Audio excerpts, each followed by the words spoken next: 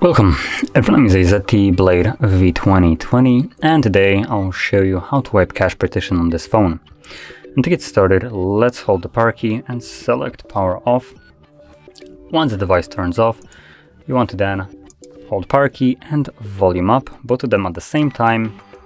And when you see the ZTE logo, you will let go of the power key only, but keep holding volume up. This will take you to the recovery mode, at which point you can also let go of the volume up key. And in here, you want to scroll down in order to select wipe or wipe cache partition.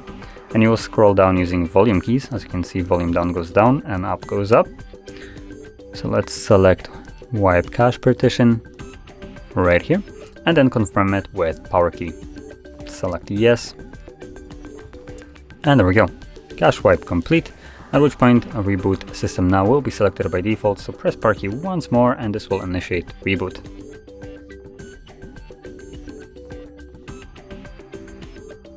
And there we go, as you can see we're now back in Android.